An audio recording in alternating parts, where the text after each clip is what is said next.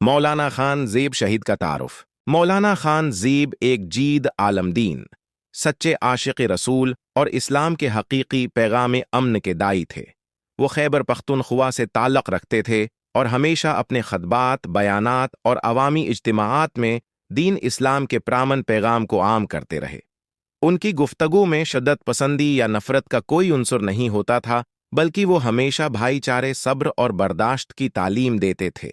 मौलाना खान ज़ेब बारहा उस बात पर जोर देते थे कि इस्लाम अमन व मोहब्बत का मजहब है और नबी करीम ने जंग के बजाय सुलह को तरजीह दी। उनका मानना था कि किसी भी कौम या मजहब के साथ इख्तिलाफ राय का मतलब दुश्मनी नहीं होना चाहिए, बल्कि इस्लाम हमें मुकालमा और सब्र का दर्स देता है। उन्होंने कई बार अंतहा पसंदी और दहशतगर्दी की खुले अल्फाज में मजम्मत की। मौलाना खान ज़ेब की सादगी, इल्म और किरदार की बदौलत वो न सिर्फ दीनी हलकों बल्कि अवामी सतह पर भी बेहद मकबूल थे। उनके खिताबात सोशल मीडिया पर भी वायरल होते रहे, जिनमें वो नौजवानों को दीन की असल रूह से रोशनास कराते थे। उनकी कोशिश होती थी कि दीन को नफरत या सियासत का जरिया बनाने के बजाय इंसानियत और खिदमत का पैगाम दिया जाए। बदक़िस्मती से मौलाना खान ज़ेब को उनकी अमन व इख़्वत की तालीमात की पादाश में कुछ शिद्दत पसंद अनासिर की जानिब से निशाना बनाया गया।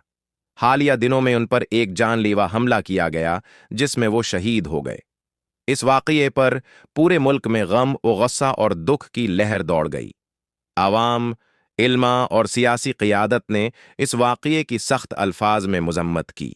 मुल्क भर से इल्मा कराम, सियासी रहनमा और सोल सोसाइटी ने मौलाना की शहादत पर शदीद रंज व गम का इजहार किया।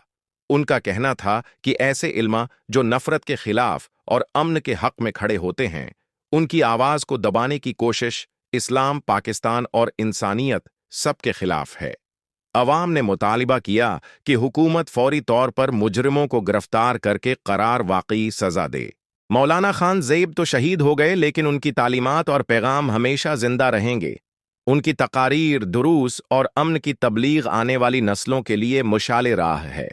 उनकी शहादत ने एक बार फिर ये साबित किया कि इस्लाम के अस्ल इल्मा आज भी सच और हक के रास्ते पर कायम हैं, चाहे उसकी कीमत जान देकर ही क्यों ना चुकानी पड़े।